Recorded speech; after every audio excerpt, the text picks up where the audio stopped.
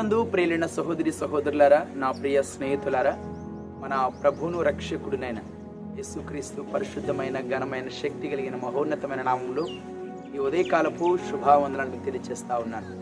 దేవుని మహాకృపలో మీరందరూ క్షేమంగా ఉన్నారని తలంచున్నాము. అనుదినము మీ కొరకు ప్రార్థన చేయుచున్నాము. యూట్యూబ్ పరిచయం ద్వారా మీరు ఎంతగానో బలపరచబడుతున్నారని వింటూ ఉన్నాము. మీ మెసేజ్ని బట్టి, మీ ఫోన్ కాల్స్ని బట్టి, మీరు వింటున్న వర్తమానాలు మీ ఆత్మీయ జీవితానికి మేలుకరంగా ఉంటే అనేక మందికి షేర్ చేయండి. అనేక మందికి ఈ స్వార్థమానం మీరు పంపించవలసిందిగా ప్రభు పేరిట మీకు జ్ఞాపన తెలియజేస్తా ఉన్నాను. ఈ ఉదయకాలంలో దేవుడు మనకిచ్చిన వాగ్దానమును మనం ధ్యానం చేసుకుందాం. మీ పరిశుద్ధ బైబిల్ గ్రంథమును మత్తయి సువార్త 7వ అధ్యాయము 7వ వాక్యం వైపు 7-8 వాక్యం వైపు మళ్లించవలసిందిగా కోరుచున్నాను. మత్తయి సువార్త 7వ అధ్యాయము 7-8 వచనములు. అడుగుడి మీకు ఇవ్వబడును, వెదకుడి మీకు దొరకును, తట్టుడి మీకు తీయబడును. అడుగు ప్రతి వాడును పొందును, వెదకు వానికి దొరుకును, తట్టువానికి తీయబడును. ప్రభునందు నా ప్రియ సహోదరి సహోదరులారా, యావత్ మానవ ప్రపంచ జీవన విధానంలో వారు క్రైస్తవులే కావచ్చు, లేకపోతే ఇతర మతస్థులే కావచ్చు, ముస్లింసే కావచ్చు, హిందువులే కావచ్చు, బౌద్ధులే కావచ్చు, సిక్కులే కావచ్చు, మతాలు వేరైనా, జాతులు వేరైనా, కులాలు వేరైనా, దేశాలు వేరైనా, ఒక ఆధ్యాత్మిక స్థితిలో ప్రార్థన చేస్తూ ఉంటాడు మానవుడు. భగవంతునికి ప్రార్థన చేస్తూ ఆ పైనున్న దేవుని నుండి సకలమైన ఆశీర్వాదాలు, దీవెనలు పొందుకోవాలని మానవుడు ప్రతినిత్యము ప్రయాసపడుతూ ఉంటాడు. అయితే ప్రతి దినము ప్రార్థన, దేవుణ్ణి అడగడం, దేవునితో మాట్లాడడం, దేవునికి మనము కొన్ని మనవులు, కొన్ని విజ్ఞాపనలు తెలియపరుస్తుంటాం. ప్రతి ఒక్కరు చేస్తూ ఉంటారు. చిన్నవారే కావచ్చు, పెద్దవారే కావచ్చు, వృద్ధులే కావచ్చు, భాషలు వేరైనా, మతాలు వేరైనా, వారి వారి జీవన విధానంలో వారి భక్తిని తెలియపరుస్తూ ఉంటారు. ప్రార్థన ద్వారా సమస్తాన్ని దేవునికి విన్నవించుకుంటూ ఉంటారు. చాలా మంచిది. అయితే అడుగుడి మీకు ఇవ్వబడును అని యేసుప్రభువు వారు మాట్లాడుతున్న మాటను మనం చాలా జాగ్రత్తగా గమనించాలి. మానవుడు ఏం అడుగుతున్నాడు, ఎలా అడుగుతున్నాడు, ఏ ఉద్దేశంతో అడుగుతున్నాడు, ఏవి అడిగి పొందుకుంటున్నాడు అనేది చాలా ప్రాముఖ్యం. ఈ భూమి మీద ఉన్న సర్వ మానవాళి ప్రార్థన చేస్తూ ఉంటారు. అందరూ ప్రార్థిస్తూ ఉంటారు. అయితే కొందరి ప్రార్థన మాత్రమే దేవుడికి సమాధానం ఇస్తూ ఉన్నారు. అయితే చాలా సంఘాల్లో కావచ్చు, భౌతికంగా ప్రతి ఒక్కరు మనం అడిగినప్పుడు ప్రతి ఒక్కరు చెప్పే సమాధానం, మేము ప్రార్థన చేస్తున్నామండి అంటూ ఉంటాం. మా దేవుడు మీ ప్రార్థన ఆలకిస్తాడంటే ఆలకిస్తున్నాడు అంటున్నారు. ఎంతమందికి మాకు సమాధానం కూడా దేవుడు దయచేస్తున్నాడని చెప్పగలరు? కొంతమంది మాత్రమే సమాధానం చెప్పగలుగుతున్నారు. అవును నా ప్రియ సహోదరి సహోదరులారా, చాలా మందిలో నిశ్చయత లేదు. ఏం ప్రార్థిస్తున్నామో, ప్రార్థించిన వాటిని పొందుకుంటున్నామా లేదా అనే ఆలోచన చాలా తక్కువ మంది చేస్తూ ఉన్నారు. ఆ జాబితాలో మీరు కూడా ఉంటే ఈ ఉదయకాల సమయంలో మరొక విలువైన మాటలు దేవుడు మనకు బయలుపరుస్తూ ఉన్నారు. అడుగుడి మీకు ఇవ్వబడును అని యేసుప్రభువు వారు మాట్లాడారు. ఏం అడగాలి, ఎలా అడగాలి అనేది చాలా ప్రాముఖ్యం. ఏం అడగాలి అనే మాటను మనం జ్ఞాపకం చేసుకున్నప్పుడు, ఎలా అడిగితే దేవుడు మనవులు ఆలకిస్తాడు, ఎలా అడిగితే దేవుడు మన ప్రార్థనలకు జవాబిస్తాడు అనే నిశ్చిత మనలో ప్రాముఖ్యంగా ఉండాలని దేవుడు ఉదయకాల సమయం తన వాక్కు ద్వారా బయలుపరుస్తున్నారు. కొన్ని సంవత్సరాలు అడుగుతూ ఉంటాం, కొన్ని మనవులు అడుగుతూ ఉంటాం, కొన్ని సంవత్సరాలు అడిగి దాని నుండి ఎలాంటి సమాధానం పొందుకోలేకపోయామనుకొని వెనకడుగు వేస్తూ ఉంటాం. అయితే దేవుని వాక్యం సెలవిస్తూ ఉంది. మొట్టమొదటిగా ఏం అడగాలి అంటే మత్తయి సువార్త 8వ అధ్యాయం 2వ వచనం చూద్దాము. మత్తయి సువార్త 8వ అధ్యాయము 2వ వాక్యం చూస్తున్నప్పుడు, ఇదిగో కుష్ఠరోగి వచ్చి ఆయనకు మొక్కి, ప్రభువా నీకు ఇష్టమైతే నన్ను శుద్ధినిగా చెయ్యగలవనెను. ప్రభువా నీకు ఇష్టమైతే దేవుని ఇష్టానికి మనం ప్రాముఖ్యతనిచ్చే వారంగా ఉండాలి. దేవుని ఇష్టాన్ని మనం అడగాలి.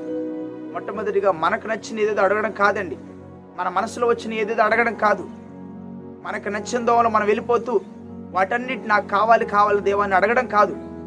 దేవుని ఇష్టానికి మనం ప్రాముఖ్యతను ఎప్పుడైతే ఇస్తామో దేవుడు తన ఇష్టాన్ని మన జీవితంలో బయలుపరిచేవారుగా ఉంటారు. కానీ నేటి దినాల్లో క్రైస్తవులను పిలువబడుతున్నవారు, దేవుని బిడ్డలని పిలువబడుతున్నవారు వాళ్ళ ఇష్టాలని దేవుడి దగ్గర చెప్పుకుంటున్నారు. వాళ్ళ ఇష్టాలని దేవుడి దగ్గర విన్నవించుకుంటా ఉన్నారు. ప్రతి ఒక్కరికి ఒక్కొక్క ఇష్టాలు ఉంటాయి. ఒక్కరి ఇష్టాలు మరొకరికి కష్టంగా ఉండొచ్చు, ఒకరి ఇష్టాలు మరొకరికి నచ్చకపోవచ్చు. కానీ మనం అడుగు వాటికంటే, మనం ఊహించు వాటికంటే దేవుడు గొప్ప కార్యాలను మన పట్ల జరిగించగలిగిన సమర్థుడని మనం నమ్మగలగాలి. చాలా ప్రాముఖ్యము.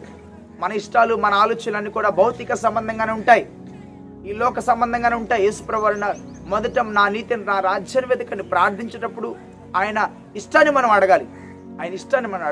అయ్యా నా పట్ల నీ ఇష్టం ఏమైంది, నా పట్ల నువ్వేం చేయాలనుకుంటున్నావు, నా పట్ల ఏం దాచి ఉంచినావు? కీర్తన 31:18-19 వాక్యాలు చదువుతున్నప్పుడు దేవుని యందు భయభక్తులు గల వారి కొరకు ఆయన దాచి ఉంచిన మేలు ఎంతో గొప్పది. నరుల ఎదుట ఆయన ఆశ్రయించు వారి నిమిత్తము ఆయన సిద్ధపరిచిన మేలు ఎంతో గొప్పది. ఆయన యందు భయభక్తులు కలిగి ఉన్నప్పుడు ఆయన ఇష్టానికి నువ్వు ప్రాముఖ్యతనిస్తావు. దేవుని యందు భయభక్తులు కలిగి ఉండకుండా ఆయన ఇష్టానికి నీ జీవితంలో స్థానం ఉండదు. చాలా మంది వాళ్ళకి నచ్చినని అడుగుతున్నారు, కానీ దేవుని ఇష్టానికి ఏమాత్రం ప్రాముఖ్యత ఇవ్వట్లేదు. ఏదేదో అడుగుతున్నారు, గొంతెమ్మ కోరికలన్నీ కోరుకుంటూ ఉన్నారు. కానీ దేవుని ఇష్టాన్ని ఎప్పుడైనా అడిగావా? అయ్యా, నా పట్ల, నా కుమారుడి పట్ల, నా కుమార్తె పట్ల, నా కుటుంబం పట్ల నీకు ఇష్టమైంది ఏముంది? నీకు ఇష్టమైంది ఏముంది అయ్యా? ఏదైనా బలహీనత వచ్చింది, అయ్యా నన్ను బాగుపరచడం నీకు ఇష్టమేనా? లేకపోతే ఒక సమస్య వచ్చింది, ఈ సమస్య నుంచి బయట తీసుకురావడం నీకు ఇష్టమేనా? ఇలాంటి పరిస్థితులు వచ్చినాయి, ఇది నీకు ఇష్టమేనా అని దేవుని ఎప్పుడైతే మనం అడుగుతూ ఉంటామో తన ఇష్టాన్ని దేవుడు మన జీవితంలో బయలుపరిచేవారుగా, తెలియపరిచేవారుగా ఉన్నారు. యేసుప్రభువు వారు అన్నారు కుష్టి వ్యాధిగ్రస్తులతో, నాకు ఇష్టమే, నువ్వు శుద్ధుడుగా అన్నారు. దేవునికి ఇష్టానికి మనం లోబడినప్పుడు ఆయన చిత్తానికి కూడా మనం లోబడతాం. రెండవదిగా ఆయన చిత్తాన్ని మనం అడగాలి. యేసుప్రభువు వారు అతి ప్రాముఖ్యంగా చేసిన ప్రార్థన, నా ఇష్టం కాదు కానీ నీ చిత్తమే నెరవేర్చబడును గాక అని ప్రార్థించేవారు. ఈరోజు మన ఇష్టాలు మన చిత్తాలే, నీ చిత్తం కదా. ప్రార్థన చేయడం మాత్రము నీ చిత్తమే నెరవేర్చబడును గాక ఉంటాము. జీవన విధానంలో మాత్రము నా చిత్తమే అనుకుంటూ వెళ్తాం. భర్త ఇష్టానికి ప్రాముఖ్యతనిస్తాం కదా. ఇటు కుటుంబంలో భర్త ఇష్టానికి ప్రాముఖ్యతనిస్తాము, భార్య ఇష్టానికి ప్రాముఖ్యతనిస్తాము, పిల్లల ఇష్టానికి ప్రాముఖ్యతనిస్తాం కుటుంబంలో. కానీ అన్నిటికంటే దేవుని ఇష్టానికి మాత్రము ప్రాముఖ్యత ఎంత మాత్రము ఇవ్వని రోజుల్లో, ఈ దినాల్లో అట్లా జీవిస్తూ ఉన్నాం. ఇవ్వని సమాజంగా ఉంటా ఉన్నాం, ఇవ్వని కుటుంబాలుగా ఉంటా ఉన్నాం. నా ప్రియ సహోదరి సహోదరులారా, నీ జీవితంలో ఎవరి ఇష్టానికి ప్రాముఖ్యత ఉంది? నీ కుటుంబంలో ఎవరి ఇష్టానికి ప్రాముఖ్యత ఉంది? ఒకసారి జ్ఞాపకం చేసుకోండి. మనం అడుగుతున్నప్పుడు దేవుని ఇష్టాన్ని అడగాలి. రెండవదిగా ఆయన చిత్తానికి మనం లోబడి అడగాలి. అయ్యా, నా పట్ల నిశ్చితం ఏమైంది? నా కుటుంబం పట్ల, నా బిడ్డల పట్ల నిశ్చితం ఏమైంది? ఇది చాలా ప్రాముఖ్యం. మళ్ళీ ప్రార్థిస్తున్నప్పుడు, అడుగుతున్నప్పుడు మనం వేటినైతే అడుగుతున్నామో వాటినల్లా పొందుకున్నామని నమ్మినప్పుడే మన జీవితంలో జరుగుతాయి అంట. మార్కు సువార్త 11:24 వచనంలో యేసుప్రభువు వారు మాట్లాడుతున్న మాటలు చూడండి. మార్కు సువార్త 11:24, అందుచేత ప్రార్థన చేయనప్పుడు మీరు అడుగుచున్న వాటిలను పొంది ఉన్నామని నమ్మండి. చాలా మంది ప్రార్థన చేస్తారు, డౌట్లు ఎక్కువ. ఇది దేవుడు ఇస్తాడంటావా? జరుగుతుందా? ఇది ప్రార్థన ఆలకిస్తున్నాడా లేదో? చాలా సందేహాలు. ఈ డౌట్లు, ఈ సందేహాలను అపవాది దగ్గర నుంచి వస్తాయి. నిశ్చితతో కూడిన ప్రార్థన మనలో ఉండాలా.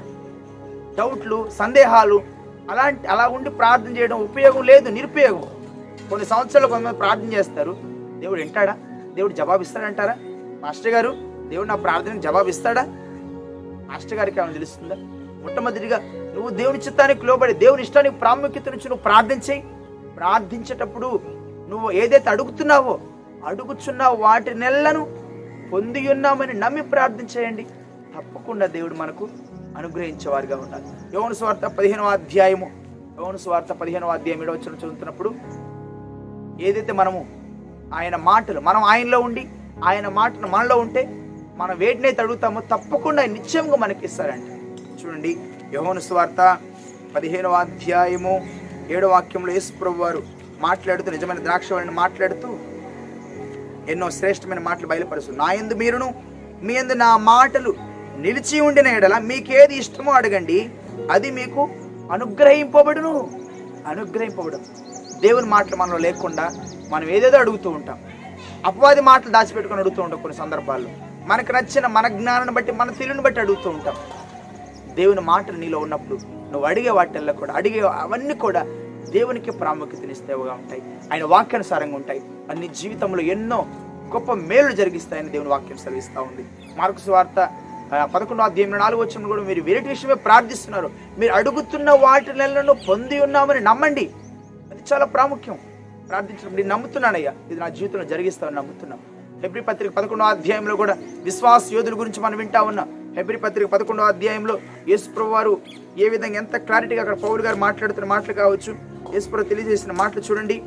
హెబ్రీ పత్రిక 11వ అధ్యాయము 5వ వచనం, విశ్వాసం బట్టి హానోకు మరణం చూడకున్నట్లు కొనుపోబడిన అతడు కొనుపోబడక మునుపు దేవునికి ఇష్టడైన సాక్ష్యం పొందును. ఈ లోకంలో నువ్వు ఎవరికి ఇష్టంగా ఉండాలని ప్రయాసపడుతున్నావు?